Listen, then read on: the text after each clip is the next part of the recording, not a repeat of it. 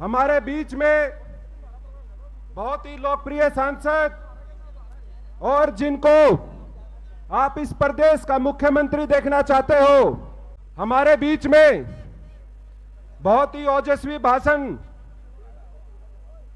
जिस भाई ने दिया, और पूरा देश, मैंने पूरी पदयात्रा में देखा था जब हम कन्याकुमारी से कश्मीर चले थे, पूरे देश के नौजवान सेल्फी के लिए कन्हैया कुमार को खोजते थे।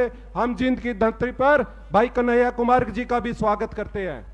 हमारे बीच में कांग्रेस पार्टी के वरिष्ठ नेता और विधायक जगबीर मलिक जी, सफीदों से विधायक सुभाष गांगुली जी और तमाम कांग्रेस पार्टी के नेतागण यहां बैठे हैं, मैं सबका स्वागत करता हूं। मैं यहां पर पूरी अनाज मंडी का मैं धन्यवाद करता हूं कि जिन्होंने इस रैली के लिए अपने बोर्ड हटवाए, अपने कट्टे हटवाए और पूरा मैदान हमें खाली कर दिया, उन सब व्यापारी भाइयों का भी मैं धन्यवाद करता हूं।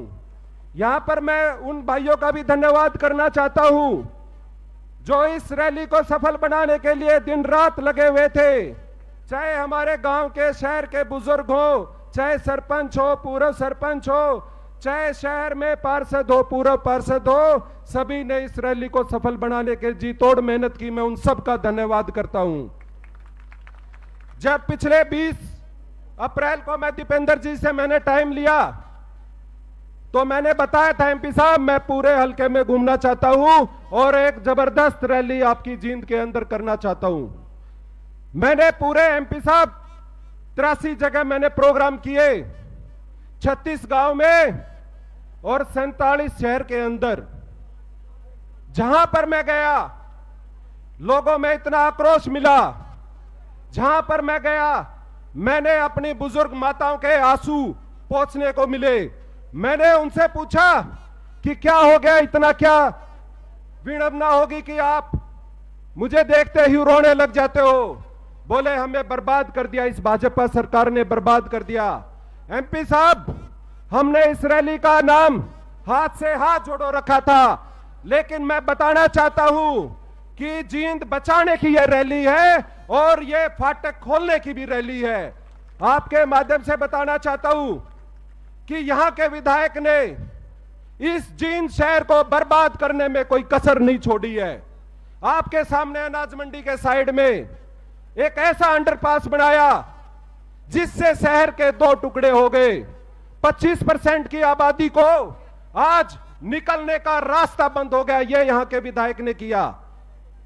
8 वार्ड आते हैं एमपी साहब, और मैं आपको बताना चाहता हूं कि 8 वार्ड के अंदर 1 किलोमीटर में 4 अंडरपास भाजपा की सरकार ने बना दिए, 4 अंडरपास बना दिए। कैसे लोग निकलेंगे, कैसे यहां पर व्यापारी व्यापार करेंगे? और किसी के घर में यदि कोई मृत्यु हो जाती है तो देह संस्कार के लिए भी जाने का रास्ता यहां पर बंद कर दिया गया है। यह भाजपा ने किया है। हर कॉलोनी में रहने वाले, चाहे भटनागर नगर कॉलोनी से शुरू हो जाओ, उसके बाद आपकी गुरुद्वारा कॉलोनी, विशंबर कॉलोनी, चाहे हमारी शर्मा कॉलोनी हो, दुर्गा कॉलोनी, विकास नगर, बूढ़ा बाबा बस्ती, चाहे चौड़ी गली हो, अजमेर बस्ती हो, गुप्ता कॉलोनी, खेम नगर, हर जो इन कॉलोनी में रहने वाला व्यक्ति है उस पर यहां के विधायक ने हर घर पर आर्थिक चोट मारी है। उसके जमीनों के रेट आधे इन्होंने कर दिए हैं। यह भाजपा ने आपके साथ नुकसान किया है। मैंने पूरे 1 महीने तक चौधरी भूपेंद्र सिंह हुड्डा जी ने जो संकल्प पत्र हमें दिया था और उसमें लिखी हुई एक एक बात को जन जन तक पहुंचाया, लेकिन मैं उनको दोहराऊंगा नहीं क्योंकि वो तो सारी बातें हमारे प्यारे सांसद दीपेंद्र हुड्डा जी आपके बीच में रखेंगे। बुजुर्गों, नौजवान साथियों, जींद को पिछाड़ने में यहां के विधायक ने बहुत बड़ा योगदान दिया है। हुड्डा साहब ने 100 बेड का हॉस्पिटल जींद का होता था, उसको 200 बेड का बनाने का काम किया, लेकिन इस विधायक ने आज तक उसमें डॉक्टर ये नहीं लेके आया। क्या गरीब आदमी को अपना इलाज कराने का अधिकार नहीं? जींद जिले का सबसे बड़ा अस्पताल आज डॉक्टरों के अभाव में चलता है, लोग नहीं जाते उसमें। क्योंकि सबको पता है कि भाई इलाज नहीं होगा। यह सारा सेटिंग का खेल चल रहा है। कुछ साल पहले एक सबसे बड़ा 400 केवी का जनरेटर आया, मैं सांसद जी को बताना चाहता हूं। उस जनरेटर को भी यहां से उठा रहे थे। एक साथी ने मुझे बताया कि ये हॉस्पिटल का जनरेटर भी यहां से उठा के जा रहे हैं। जब मैं वहां पहुंचा तो क्रेन से लटका हुआ जनरेटर था। बुजुर्गों, नौजवान साथियों, जब मैंने सीएमओ से पूछा तो उन्होंने कहा कि इसको अनिल विज ने अंबाड़ा बनाया है। मैं क्या जींद के लोगों को इसकी जरूरत नहीं है, ये अंबाड़ा क्यों जाएगा। हमने उसी जनरेटर को वहीं पर रखवाया जिससे आज पूरा अस्पताल चलता है। ये काम हम लोगों ने आपके लिए किया। मैं कहना चाहता हूं कि जींद के अंदर हुड्डा साहब ने सिर्फ एक यूनिवर्सिटी जींद के अंदर है, और वो भी हुड्डा साहब ने बनवाई थी, चौधरी रणबीर सिंह यूनिवर्सिटी। दीपेंद्र हुड्डा जी के दादाजी के नाम ये यूनिवर्सिटी है, लेकिन 95% पढ़ने वाले इसमें जो छात्र हैं, हमारी बहनें हैं, वो जींद जिले की हैं। उसमें यहां के विधायक ने कभी आवाज नहीं उठाई कि इस यूनिवर्सिटी के कर्मचारियों को पक्का किया जाए, इस यूनिवर्सिटी में प्रोफेसरों को पक्का किया जाए। यह भेदभाव आप लोगों से यहां के विधायक करते हैं। हुड्डा साहब ने यहां पर खेल का स्टेडियम बनवाया, इतना शानदार स्टेडियम बनवाया सफीदो रोड पर, लेकिन आपको बताना चाहता हूं पिछले 8 साल में उस स्टेडियम में एक भी कोच भाजपा की सरकार ने नहीं लगाए। ये भेदभाव आप लोगों के साथ ये लोग कर रहे हैं। अनगिनत बातें हैं साथियों, बुजुर्गों, आप जानते हो। आप तहसीलदार के दफ्तर में जाते हो तो 400 रुपए गज की रिश्वत देनी पड़ती है, नहीं सो गरीब आदमी की जूती टूट जाती है, उसकी ये लोग रजिस्ट्री नहीं करते।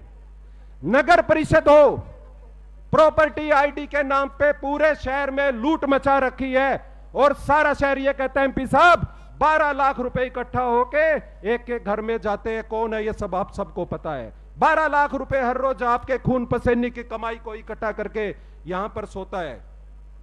मैं आपके माध्यम से पूछना चाहता हूं कि ये लोग जो आपको बुनियादी सुविधाएं भी नहीं दे पाए और ये कहते हैं कि हम जींद का विकास करना चाहते हैं। पूरे शहर में हुड्डा साहब ने नहरी पानी का जो है तालाब बनाए और नहरी पानी का सिस्टम दिया, नहीं से ट्यूबवेल पर सेक्टरों में भी पानी आता था। लेकिन इस सरकार ने ऐसे पाइपलाइन डाले, बहुत शर्म की बात है, लेकिन सीवर का आधे घरों में सीवर का मिला हुआ पानी पीने को मजबूर है। होता है नहीं होता, आप बताओ। रिश्वत देनी पड़ती है हर काम के लिए। इसी सफीदो रोड पर सांसद जी, इन्होंने तो अटल बिहारी वाजपेयी जी को भी नहीं बख्शा। 8 करोड़ का पार्क बनाया था, 1 महीने पहले उसका उद्घाटन किया था, और अगले दिन अखबार में खबर छपी थी कि भाई 8 करोड़ के पार्क के झूले टूट गए, बच्चे झूले झूलते हुए टूट गए। प्लास्टिक का झूला लगाते हैं क्या बीजेपी वाले? मैं आपके माध्यम से पूछना चाहता हूं। ईंट बजाकर यहां का विधायक दिखाता है पीली ईंट है, कच्ची ईंट है, और जब शाम को ठेकेदार उसके घर चला जाता है वो ईंट पक्की हो जाती है। यह खेल जींद के अंदर चल रहा है। उसी पार्क में 1 महीने में सीवरेज के सारे ढक्कन टूट गए। मैंने फोटोग्राफ भी दिखाए थे प्रेस कॉन्फ्रेंस में। यहां पर रोहतक रोड पे 20 करोड़ का इन्होंने कहा कि भाई जींद शहर में कॉलोनियों में रोहतक रोड पे पानी भरता है, हम ऐसे पाइप दाबेंगे कि बरसात में जो है किसी कॉलोनी में पानी नहीं भरेगा। लेकिन पहली बरसात में जब सड़क धसी और उसको खोदा गया तो हुड्डा साहब पाइप ही नहीं मिले, इतना भ्रष्टाचार हुआ था। एक तरफ तो आपकी सरकार थी, यहां पर पूछ लो, आप यहां पर किसी से पूछ लो, क्योंकि जाजवान के डांडा खेड़ी के लोग आए हुए हैं। मैं जब गांव में गया था तो वहां पर सरपंच और थे, उन्होंने कहा कि खारा पानी मिलते हैं, और जबकि वोटें चौटाला को देते थे। हमने सांसद साहब जी को बात जाके बताई कि एमपी साहब कुछ करो ना करो, इन लोगों के लिए पीने का पानी की व्यवस्था जरूर कर दो। आप यकीन करना, कोई भी व्यक्ति इतनी लंबी लाइन नहीं बिछा सकता था। ये दीपेंद्र जी थे, उन गांव की प्यास इन्होंने बुझाई थी और किसी ने नहीं बुझाई थी।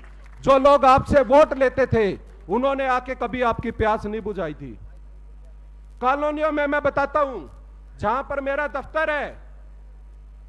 आज से 14 साल पहले मैं दीपेंद्र जी का प्रोग्राम लेके आया और एक गली थी, मेरे जो पड़ोस में विजयनगर में रहते हैं वो आए बुजुर्ग, 1 किलोमीटर लंबी वो सड़क होती थी और उस पर कोई भी उस पर टाइल या सीसी की सड़क नहीं बनाना चाहता था, क्योंकि आप सोच लो 2009-10 में 60 लाख रुपए उसकी एस्टीमेट था। मैंने सांसद साहब को कहा कि पूरी कॉलोनी में 2 कॉलोनी की आबादी यहां रहती है, आप किसी तरह इसको मंजूर करो, और बिना देर किए उन्होंने उस समय भी 60 लाख रुपए की एक गली बनवा दी थी। मैं छोटी छोटी बातें आपको बता रहा हूं। यह होता है कि एक नेता जो है अपने लोगों का, अपने परिवार का ध्यान रखता है।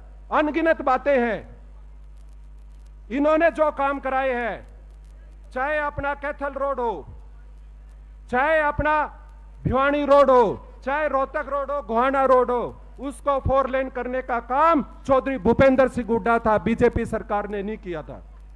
हमारी बहनों के लिए जींद के अंदर लड़कियों के लिए गवर्नमेंट कॉलेज चौधरी भूपेंद्र सिंह हुड्डा ने बनाया था, लेकिन सांसद साहब उसी कॉलेज में आज रेगुलर प्रिंसिपल नहीं है, लेक्चरर नहीं है। यह बीजेपी सरकार ने हमें इस तरह से धोखा दे रही है। मैं तो आपके माध्यम से कहना चाहता हूं कि ऐसे लोग जो गरीब आदमी की जेब काटने का काम करते हैं, मैं जब शहर में गांव में गया, 70 साल की विधवा माताओं ने मेरे सामने अपना दुखड़ा गिनाया और रोती हुई बताई कि उनकी बुढ़ापा पेंशन भी काट दी है, उनका बीपीएल का कार्ड भी काट दिया है इस सरकार ने, अब वह कैसे काम चलाएं क्योंकि बच्चे भी उनके नहीं है। ऐसे ऐसे मजबूर हमारी माताएं मैंने देखी है। और एक तरफ कांग्रेस थी, चाहे वो गरीब था, चाहे युवा था, चाहे किसान था, हर वर्ग का ध्यान रखती थी। एक और बात मैं नौजवान साथियों के लिए कहना चाहता हूं कि एमपी साहब कन्हैया भाई, जिस बात का आपने जिक्र किया था, 1 साल पहले तक जींद के अंदर सिर्फ कोचिंग सेंटर होते थे, पूरे शहर में कोचिंग सेंटर और लाइब्रेरी होती, नौजवान पढ़ता था। लेकिन पिछले 1 साल में वो सारे कोचिंग सेंटर और वो जितनी लाइब्रेरियां थी सारी बंद हो गई और उनकी जगह जींद शहर के अंदर 86 विदेशों में जाने वाले दफ्तर खुल गए हैं। ये भाजपा सरकार ने आपके साथ किया है। 86 दफ्तर खुल गए एमपी साहब यहां पर, क्योंकि रोजगार नहीं है। विधायक जो है वो करप्शन में लगा हुआ है, नगर परिषद भ्रष्टाचार में डूबी हुई है। आज आप सोच लो कि नगर परिषद की मीटिंग होती है और यहां का विधायक उस मीटिंग में हिस्सा लेता है, क्योंकि वो तो कहता है कि पैसा तो नगर परिषद में है। हम आपके माध्यम से कहना चाहते हैं कि आप सुधर जाओ, नहीं सो जींद की जनता समय पर आपको सबक भी सिखाएगी और चौधरी भूपेंद्र सिंह हुड्डा को जींद जिले से सारी सीटें भी जीत कर दिखाएगी। ये हम भाजपा वालों को कहना चाहते हैं। मैं ज्यादा नहीं कहते हुए बुजुर्गों, नौजवान साथियों, क्योंकि बहुत देर होगी और गर्मी में आप बैठे हो, मैं हर एक उस व्यक्ति का मैं शुक्रिया अदा करना चाहता हूं जो यहां पर आए। आज इस राजनीतिक प्रोग्राम में मेरे परिवार भी मेरे पास यहां पर आया हुआ है, मेरे बेटे को भी मैं लेके आया हूं, और मैं इसलिए लेके आया हूं इनको पता लगे कि जींद के लोगों ने आपके पिता को क्या आशीर्वाद दिया है। इनको मैं दिखाने के लिए लेके आया हूं। पिछले 22 साल से मैं एनएसयूआई से राजनीति कर रहा हूं और 15 साल से सक्रिय राजनीति आपकी सेवा में लगा हूं। सांसद जी, मेरे और मेरे घर के दरवाजे और मेरा दफ्तर, चाहे आज तक किसी का कभी गेट बंद नहीं हुआ, हमेशा खुला रहता, आप सब जानते हो, हमेशा खुला रहता है। मैं इसलिए अपने परिवार को लेके आया था कि आप जान सको कि लोग आपको कितना प्यार करते हैं और इनकी सेवा में हमें पूरी उम्र इनकी सेवा में लगानी है, इसलिए मैं इनको अपने पास यहां पर लेके आया था। बहुत सारी ऐसी बातें हैं जो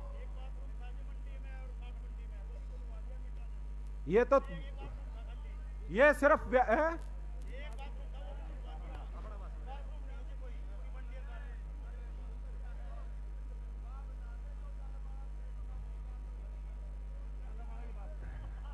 अब ये बलजीत है, सुनो डालेमबाड़ा की, जो ये कह रहा है, ये सरकार की सच्चाई है। एमपी साहब ये बताना चाहता है कि इसका नाम बलजीत है, एक आधार कार्ड पे डबल ई है और दूसरे दूसरी जो आईडी है उस पे आई है 3 महीने से बुढ़ापा पेंशन बनवाने के लिए इस आदमी की जुतियां टूट गए, EIA नहीं बना पाया, ठीक नहीं करवा पाया।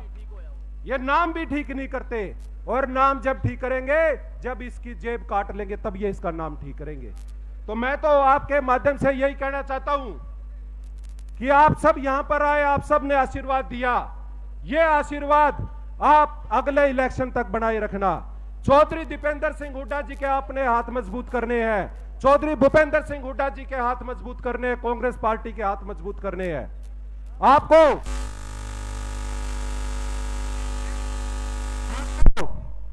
जब तक हुड्डा साहब को सीएम नहीं बनाते, मैं सब बुजुर्गों, नौजवान साथियों और माता बहनों से कहना चाहता हूं, घर मत बैठना। ये सरकार बदलनी है, क्योंकि ये किसान विरोधी सरकार है, ये व्यापार विरोधी सरकार है, ये आज हमारी बेटियों के विरोध में खड़ी है। आप देख लो, आज जो हमारी बहनें इस देश के लिए मेडल लेके आई थी, आज उन बहनों को जंतर मंतर पर बैठना पड़ रहा है, और मोदी साहब के मुंह से एक शब्द नहीं निकलता। कितने शर्म की बात है। कन्हैया भाई, ये देश हरियाणा जो है ओलंपिक में एक देश की तरह जाना जाता है, क्योंकि यहाँ के बेटों बेटियों ने देश के लिए मेडल लाए थे। और ये मेडल भी ऐसे नहीं लेके आए, ये मेडल जब लेके आए थे जब हुड्डा साहब ने ऐसी पॉलिसी लाई थी कि भाई खिलाड़ियों को पैसा भी मिलेगा, खिलाड़ियों को बढ़िया नौकरी भी मिलेगी, तब जाके ये मेडल आने शुरू हुए थे। तो मैं तो आपके माध्यम से यही कहना चाहता हूं कि जो आज इतनी गर्मी में भी इतनी भारी संख्या में आप लोग आए हो, आप सबका मैं धन्यवाद करता हूं, और आप सबका हमेशा मैं आभारी रहूंगा कि आपने आज चौधरी दीपेंद्र सिंह हुड्डा को, भाई कन्हैया कुमार जी को आशीर्वाद देने के लिए हजारों हजारों की संख्या में खड़े होकर गर्मी में आज जो तपस्या की है, ये आपका जो है आशीर्वाद खाली नहीं जाएगा। हुड्डा साहब की अगली सरकार हरियाणा के अंदर बनने जा रही है, ये आपसे हम वादा करते हैं।